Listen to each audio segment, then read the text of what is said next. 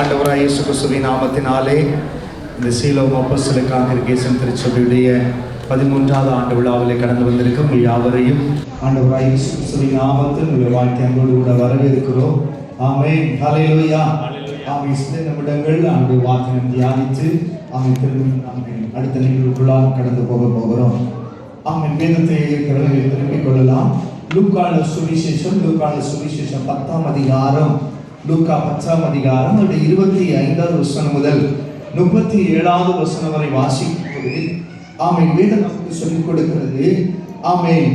அப்பொழுது நியாயசாஸ்திரி ஒருவர் எழுந்திருந்து அவரை சோதிக்கும்படி, போதகரே, நித்திய ஜீவனை சுதந்திரித்துக் கொள்ளும்படி நான் என்ன செய்ய வேண்டும் என்று கேட்டார். எனக்கு அருமையான கர்த்தருடைய பிள்ளைகளை, ஆமென் ஆமென், நித்திய ஜீவனை ஆமென் நான் சுதந்திரித்துக் கொள்ளும்படியாக நாம் என்ன செய்ய வேண்டும்? இந்த உலகத்திலே பிறந்த ஒரு மனுஷனுடைய வாழ்க்கையில முடிவு ஒன்று உள்ளது நிச்சயமான ஒன்று. ஆமென். முடிவிலே எல்லா ஆமென் வழிபாட்டு முறையிலும் ஆமென் அங்கீகரிக்கப்படக்கூடிய ஒரு காரியம் மோட்சம், நரகம் உண்டு என்பதை எல்லா வழிபாட்டு ஜனங்களும் அங்கீகரிக்கக்கூடிய ஒரு முக்கியமான காரியம். அதை ஆண்டவராய் இயேசுவும் அதை ஆமென் பரலோக ராஜ்யம் நரகம் என்று சொல்லி வேதம் நமக்கு சொல்லிக் கொடுக்கிறது. இந்த பரலோக ராஜ்யத்திலே நாம் நித்திய காலமாக வாழும்படியாக ஒரு மனிதன், ஒரு மனுஷி போக வேண்டும் என்று சொன்னால் எப்படியோ இருந்தால் போக முடியாது, இப்படித்தான் இருந்தால் போக முடியும் என்று சொல்லி ஆண்டவராய் இயேசு பரிசுத்த வேதாகமத்திலே நமக்கு எழுதி கொடுத்திருக்கிறார். இந்த வாசிக்க கேட்ட லூக்கா சுவிசேஷம் 10ஆம் அதிகாரம் 25வது வசனம் முதல் 37 வசனம் வரை வாசிக்கும் போது, நித்திய ஜீவனுக்கு ஒரு மனிதன் போக வேண்டும் என்று சொன்னால் அவன் என்ன செய்ய வேண்டும் என்று சொல்லி ஆண்டவராய் இயேசு ஒரு ஓமை மூலம், ஒரு கதை மூலமாக அவர்களுக்கு அவன் காண்பித்துக் கொடுக்கிறார். அதில் இருக்கிற காரியம் என்ன? ஒரு மனுஷன் எருசலேமிலிருந்து எரியோக்கு போகிற வழியிலே கள்ளர் கையிலே அகப்பட்டு அவன் கள்ளர்னாலே அடிபட்டு மிதிப்பட்டு குற்றுயிராக ஜீவன் போகக்கூடிய சூழ்நிலையிலே இந்த மனுஷன் அவன் கிடக்கிறார். இதை அந்த வழியாக வருகிற ஒரு ஆசாரியன் பார்த்து அவன் அந்த குற்றுயிராக கிடக்கிற மனிதனுக்கு உதவி எதுவும் செய்யாதபடி கடந்து போகிறார். அதற்கப்புறம் லேவியன் ஒரு மனிதன் வருகிறார். அவனும் அந்த மனிதனுக்கு எந்த உதவியும் செய்யவில்லை, ஜீவன் போகக்கூடிய ஒரு தருவாயிலே காணப்படுகிறார். மூன்றாவதாக ஒரு நல்ல சமாரியன் அவன் கடந்து வருகிறான். ஒரு சமாரியன் கடந்து வருகிறான். இந்த சமாரியன் என்ன செய்தார் என்று சொன்னால், அவன் அந்த கள்ளர் கையில் அகப்பட்ட அந்த மனிதனை அவனுடைய காயங்களை சற்று ஆறும்படியாக அவனுக்கு காயங்களை எண்ணெய் பூசி அவனுக்கு திராட்சரசம் கொடுத்து அவனை சத்திரத்திலே அந்த மனிதன் கொண்டு சேர்த்தான். சேர்த்தது மட்டுமல்ல, அந்த சத்திரத்திற்கு 2 பணத்தை கொடுத்து, நான் திரும்பி வருவதாயும் அதிகமாக பணம் செலவழித்தால் நான் திரும்பி வரும்போது தருகிறேன் என்று சொல்லி அவனை சத்திரத்திலே கொண்டு சேர்த்து விட்டு சமாரியன் கடந்து போய்விட்டான். எனக்கு கேட்கிற அருமையான ஆமென் கர்த்தருடைய பிள்ளைகளே, இந்த சம்பவத்திலிருந்து நாம் கற்றுக்கொள்ள வேண்டிய ஒரு காரியம், ஒரு மனிதன் இன்றைக்கு பாவத்தினாலே, சாபத்தினாலே, ஏதோ பாவ பழக்க வழக்கத்தினாலே, மூட பழக்க வழக்கங்களுக்கு அவன் அடிபட்டு வாழ்க்கையில முன்னேற முடியாதபடி பாவத்தினால பிசாசால் கட்டப்பட்டவனாக வருத்தத்தோடு பாரத்தோடு நாட்களை கடந்து போகக்கூடியவனாக காணப்படுகிறான்.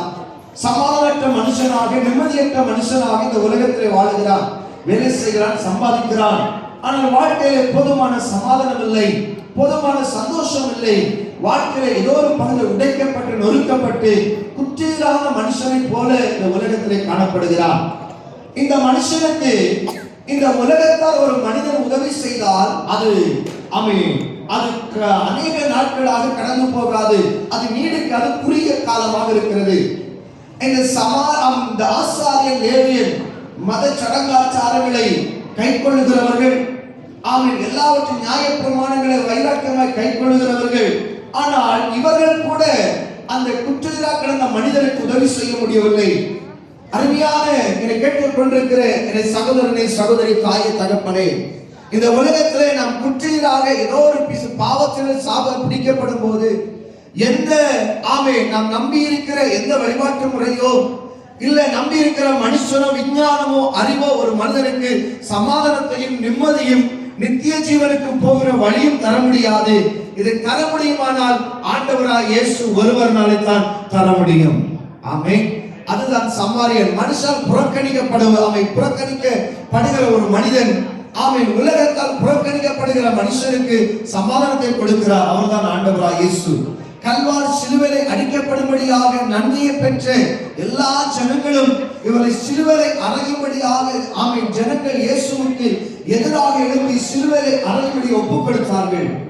ஆமென். அவர் ஒப்புக் கொடுத்து ஆண்டவராய் இயேசு குற்றியாக கிடக்கிற இந்த உலக ஜனங்களுக்கு ஒரு மீட்பை உண்டாக்கும்படியாக, ஒரு ஜீவனை உண்டாக்கும்படியாக தன்னையே சிலுவையிலே பலியாக கொடுத்தார். எல்லா வழிபாட்டு முறையை நம்பக்கூடிய ஒரு காரியம் உண்டு. பாவத்திற்கு பரிகாரம் செய்ய வேண்டும் என்று சொல்லி எல்லா காரியத்திலும் உண்டு. ஆனால் பாவத்திற்கு உண்மையாகவே பரிகாரம் செலுத்தினது ஆண்டவராய் இயேசு. ஆமென். அல்லேலூயா.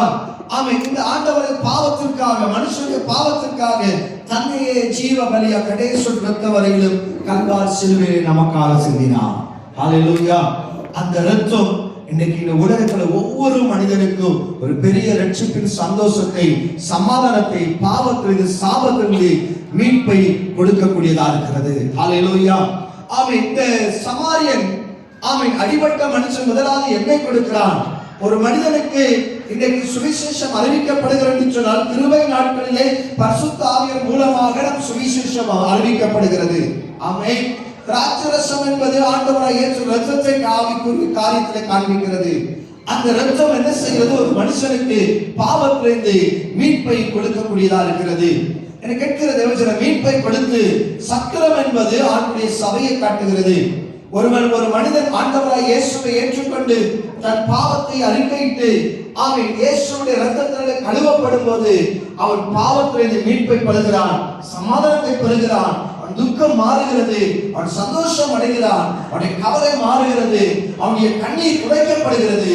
துடைக்கப்பட்டவனை விட்டு போகிற ஆண்டவர் அல்ல, அந்த ஜனத்தை சபையிலே சேர்க்கிறார். வேதம் சொல்லுகிறது, ரட்சிக்கப்படுகிறவன் அனுதினம் சபையிலே சேர்த்துக் கொள்ளப்படுகிறான். சத்துருவன் என்கிற சபையிலே ஏன் சேர்த்துக் கொள்ளப்படுகிறான்?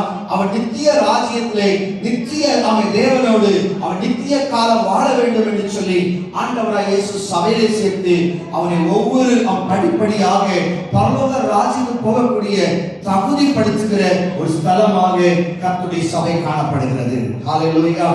இந்த மனிதனுக்கு சத்திரத்தில் போய் அன்றைக்கு சத்திரத்தில் இருந்தவர்கள் பணிவிடை செய்து காயத்தை ஆற்றி அவர் புதிய ஜீவன் வரும்படியாக அவருக்கு உதவி செய்தார்கள்.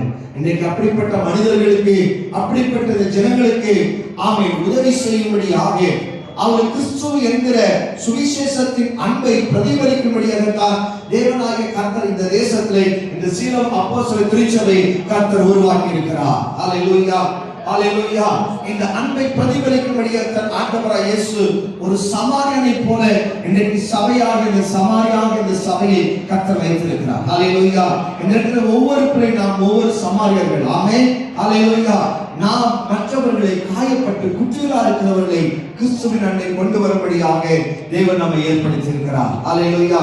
இந்த இயேசுவை ஏற்றுக்கொள்ளுகிற ஒவ்வொரு மனுஷனுடைய வாழ்க்கையிலும் நிச்சயமாகவே ஒரு பெரிய நித்திய ஜீவனுக்கு போகிற வழியை ஆண்டவராய் இயேசு வைத்திருக்கிறார். ஹல்லேலூயா. இந்த இயேசுவை விசுவாசிங்க. இந்த இயேசுவை வாழ்க்கையில் சமாதானத்தை தருவார். பாவத்தில் மீட்பை தந்து அதற்காகவே சிலுவையில் அடிக்கப்பட்டு இரத்தத்தை சிந்தி இருக்கிறார். ஆண்டவராய் இயேசு மரித்து போன தெய்வம் அல்ல, மரித்து மூன்றாம் நாள் உயிர் தெழுந்து இன்றைக்கும் ஜீவனோடு கூட இருக்கிறார். அந்த இயேசு சீக்கிரம் வரப்போகிறார். நம்மை நித்திய ராஜ்யத்தில் சேர்த்துக் கொள்ள சீக்கிரம் வரப்போகிறார். அவரை நம்பி, அவரை விசுவாசித்து அவருடைய பிள்ளையாக மாறுவோம். நம்முடைய துக்கம் சந்தோஷமாய் மாறும். ஆமென். நம்ம எல்லாரும் கண்களை மூடி நாம் ஜெபிக்க போகிறோம். ஆமென். ஹல்லேலூயா. நம்முடைய ஊழியத்துடைய நோக்கம், ஆமென், யோவான் 9ஆம் அதிகாரம் 4ஆம் வசனத்தில் சொல்லப்படுகிறது, என்னை அனுப்பினவருடைய கிரியையை செய்ய வேண்டும். ஹல்லேலூயா.